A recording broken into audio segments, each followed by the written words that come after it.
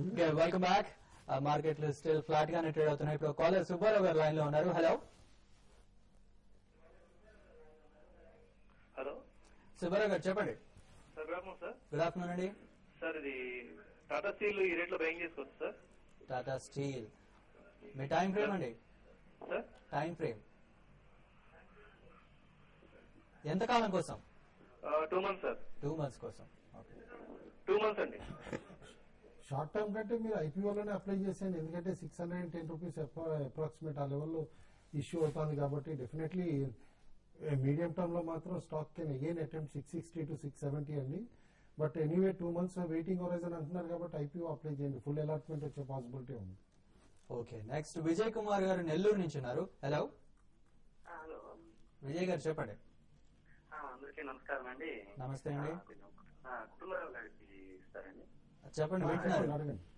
ఇది యూప్లెక్స్, BS ట్రాన్స్కామ్, Hinduja ventures ఈ 3 skits ఈ రేట్ లో బై చేయొచ్చా? ఫండమెంటల్స్ చెప్తారండి.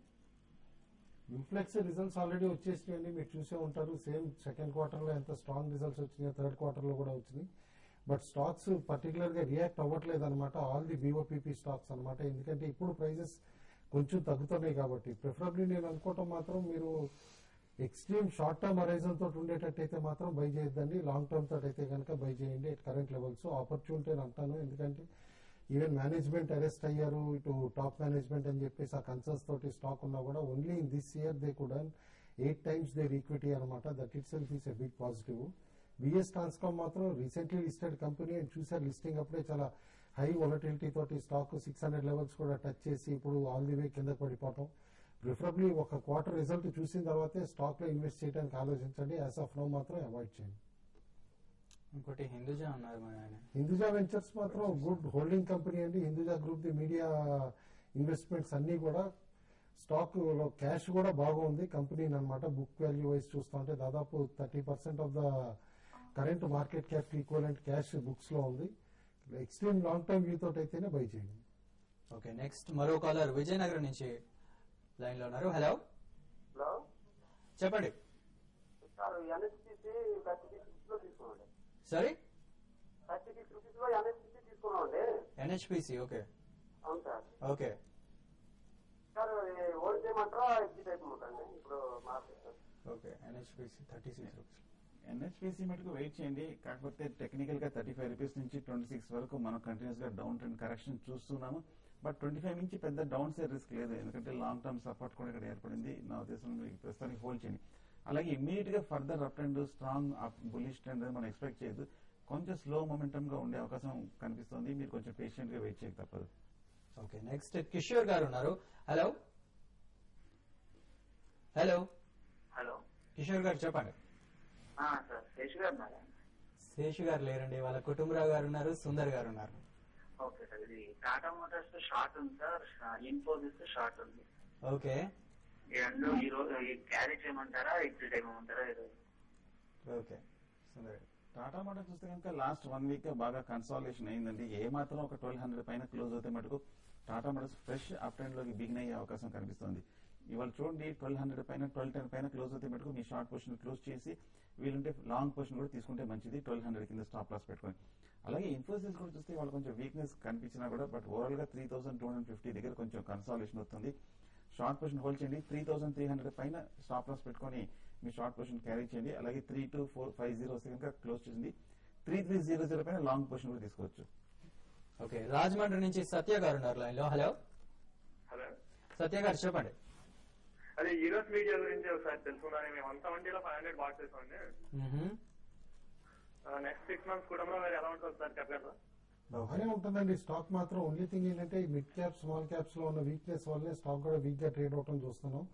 Around 147, 148 levels, especially between 135 to 150 band లో కన్సాలిడేట్ అవుతుంది స్టాక్. అయితే బిగ్ బిజినెస్ మోడల్ అడ్వాంటేజ్ ఉందండి. కొత్త ఫిలిమ్స్ కూడా వీళ్ళు డిష్ ఇటు వీటికి రైట్స్ కంట్రోల్ చేస్తారు కాబట్టి ఇటు టీఆర్పీ రేటింగ్స్ కోసం చాలా వరకు ఛానల్స్ కొత్త మూవీస్ వేయటంలో కూడా వీళ్ళకి రెవెన్యూ జంప్ బాగా షార్ప్ గా వస్తుందన్నమాట. కాబట్టి హోల్డ్ చేయండి స్టాక్. డెఫినెట్లీ ఒకసారి 225 లెవెల్స్ అటెంప్ట్ చేస్తుంది next 6 months to 9 months.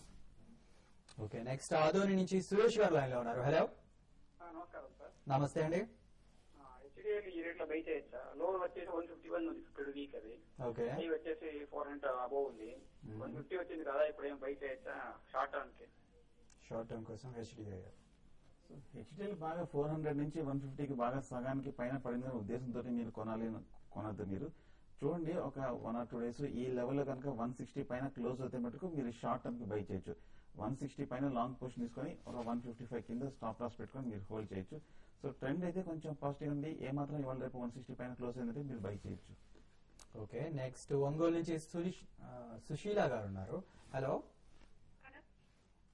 Good afternoon అండి, చెప్పండి. బిఆర్ఎఫ్ఎల్ అండి, ఒంగోలు నుంచి అండి. బిఆర్ఎఫ్ఎల్ ఈఎన్ఐఎల్ నీష్ మోడల్ సెగ్మెంట్ అండి. టైమ్స్ ఆఫ్ ఇండియా గ్రూప్ కి చెందిన కంపెనీ. బేసికలీ ఎఫ్ఎం స్టేషన్స్ ఇవన్నీ కూడా ఆపరేట్ చేస్తున్న కంపెనీ. అయితే ఈ మోడల్లో కాస్త క్యాపిటల్ ఇంటెన్సివ్ అనమాట. ఇనీషియల్లీ ఎక్స్పెండిచర్ ఎక్కువ ఉంటుంది, రిటర్న్స్ వచ్చేపాటికి కాస్త టైం పట్టొచ్చు అనమాట. బట్ కంపెనీ బ్రేక్ ఈవెన్ అవుతుందని చెప్పి లాస్ట్ క్వార్టర్లో రిపోర్ట్స్ కూడా వచ్చినాయి. కాబట్టి నేను అనుకోవటం స్టాక్ ఒక నీష్ సెగ్మెంట్ స్టాక్ కాబట్టి సర్ప్రైజింగ్ రిటర్న్స్ వచ్చే పాసిబిలిటీ ఉంది. అదర్వైజ్ నాన్ పెర్ఫార్మర్ కింద కూడా మిగలొచ్చు. డెఫినెట్లీ ఒకసారి బయింగ్ అయితే చేయొచ్చు అట్ కరెంట్ లెవెల్స్ ఈఎన్ఐఎల్ అని చెప్పేసి అనుకున్నా. బీఆర్ఎఫ్ఎల్ మాత్రం ఈ లాస్ట్ 2 days లోనే యాక్టివిటీ బాగా పెరిగిందని, ఇన్ఫాక్ట్ నిన్న వాల్యూమ్ రీసెంట్ టైమ్స్ లో హై అని చెప్పేసి అనాలి. Bombay rain fashions limited basically వీళ్ళది కొత్త యూనిట్ కమిషన్ అయింది కాబట్టి ఈసారి వాల్యూమ్ జంప్ బాగా చూపిస్తారు టర్న్ ఓవర్ లో అని చెప్పేసి ఎక్స్పెక్టేషన్స్ ఉన్నాయి. హోల్డ్ చేయండి స్టాక్, ఇవాళ కూడా it is doing very well. Okay, next Srinivas గారు ఉన్నారు. హలో శ్రీనివాస్ గారు. హలో సార్ నమస్తే సార్. నమస్తే అండి, చెప్పండి. సార్ ఇప్పుడు డిఎల్ఎఫ్ ఉంది కదా సార్, 25 తారీఖు నాడు ఇంట్రెస్ట్ పెరుగుతుంది అంటారు, అప్పుడు మనం పడిపోద్దా sir? Okay, so DLF definite గా మీరు చెప్పినట్టు ఇంట్రెస్ట్ సెన్సిటివ్ స్టాక్ ఏనండి. కాకపోతే మనం చూడాలి రేపు 20వ తారీఖు నాడు ఆర్బీఐ నిజంగా ఇంట్రెస్టెడ్ సిఆర్ఆర్ కానీ రిపో రేట్ పెంచుతుందా లేదని. ఒకవేళ నిజంగా పెంచితే కనుక డెఫినెట్ గా ఫర్దర్ గా పడిపోయే అవకాశం 220-225 లెవెల్ వరకు వచ్చే అవకాశం కనిపిస్తుంది. మార్కెట్ కూడా చూస్తే లాస్ట్ 10 నిమిషాలుగా కొంచెం రియాక్షన్ వస్తుంటుంది. కాబట్టి ప్రస్తుతానికి బయింగ్ వద్దు, ఇటువంటి కొంచెం హై రిస్క్ స్టాక్ కొన్నాళ్ళు వెయిట్ చేస్తేనే బెటర్ అనిపిస్తుంది. ఓకే, నెక్స్ట్ వరంగల్ నుంచి విద్యాసాగర్ గారు ఉన్నారు. Hello sir. విద్యాసాగర్ గారు, చెప్పండి. సార్ కుటుంబ సార్ చెప్పండి. సార్ ఇంటెన్స్ టెక్నాలజీ గురించి. హలో, స్టాక్ నాన్ పెర్ఫార్మర్ గా ఉందండి. లాస్ట్ 3 years లో మీరు చూసే ఉంటారు, మనం కంటిన్యూస్ గా ట్రాక్ చేసిన స్టాకే. ఒకప్పుడు more than 4 years back recommend చేసిన స్టాక్ ఆ తర్వాత 100+ కూడా వెళ్ళి స్టాక్ ఇప్పుడు బిలో పార్ అయిపోయింది అనమాట.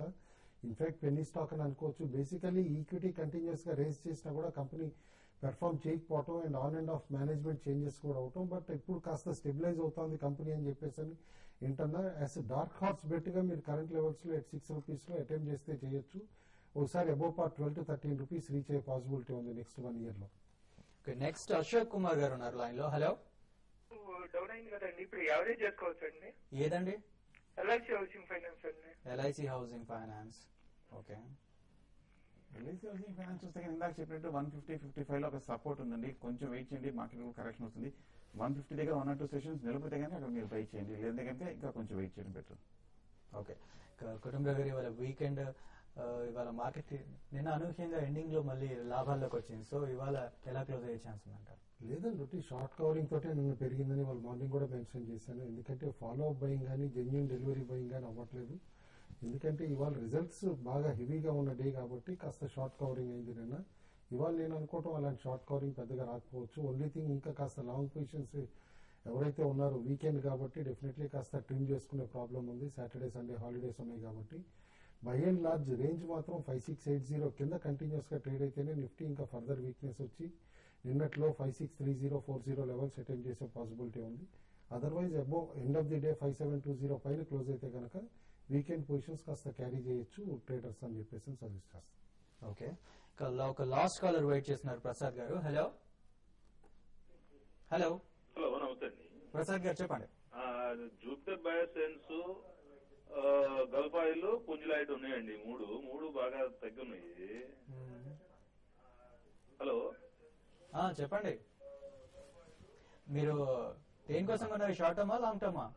లాంగ్ టర్మ్ అయినా వెయిట్ చేస్తాం. లాంగ్ టర్మ్ అయినా వెయిట్ చేస్తారా? సుందర్ గారు, మీరే గల్ఫ్ ఆయిల్ చూస్తే మటుకు బాగా వీక్నెస్ కనిపిస్తుందండి 150 నుంచి 85 రూపీస్ వరకు. బట్ ఫండమెంటల్ గా కొంచెం బాగానే ఉంది. టెక్నికల్ గా 80 రూపీస్ నుంచి పెద్దగా పడే అవకాశం లేదు, వెయిట్ చేయండి. అలాగే జూపిటర్ మటుకు చూస్తే కనుక పెద్ద పాజిటివ్ గా లేదు. నా ఉద్దేశం జూపిటర్ మటుకు కొంచెం ప్రస్తుతానికి అవాయిడ్ చేయండి. పుంజులైట్ కూడా ప్రస్తుతానికి వీక్ గానే కనిపిస్తుంది. ఎంటైర్ ఇన్ఫ్రా కన్స్ట్రక్షన్ కూడా వీక్ గానే కనిపిస్తుంది. ఒక 85 రూపీస్ వస్తే కనుక ఫర్దర్ బయింగ్ అనేది అటెంప్ట్ చేయొచ్చు. ఓకే, ఇక చివరిగా ట్రేడర్స్ కి ఎలాంటి సలహా ఇస్తారు? మార్కెట్ చూస్తే ఇప్పుడు కూడా కొంచెం కన్సాలిడేషన్ అవుతున్నట్టుగా కనిపించి 5.7 దగ్గర మళ్ళీ కొంచెం డేస్ లో అయిన 5.680 దగ్గర టెస్ట్ చేస్తుంది. 80 కింద బ్రేక్ అయిందంటే కనుక ఫర్దర్ ఇంటర్డే వీక్ 5.650 కింద క్లోజ్ అవుతే మటుకు లాంగ్ పొజిషన్ పెట్టుకోవడం మంచిది కాదు, రిస్కీ. ఓకే, ఇక ఇవి ఇవాళ బిజినెస్ లంచ్ విశేషాలు. ప్రస్తుతం Sensex almost 90 points, Nifty around 30 points loss లో ట్రేడ్ అవుతుంది. ఇక tv5money.com లైవ్ టీవీలో ఆఫ్టర్నూన్ ట్రేడ్ కార్యక్రమంలో మీ మెయిల్స్ కి సమాధానాలు ఇస్తాం. సో మెయిల్ చేయడం మర్చిపోకండి.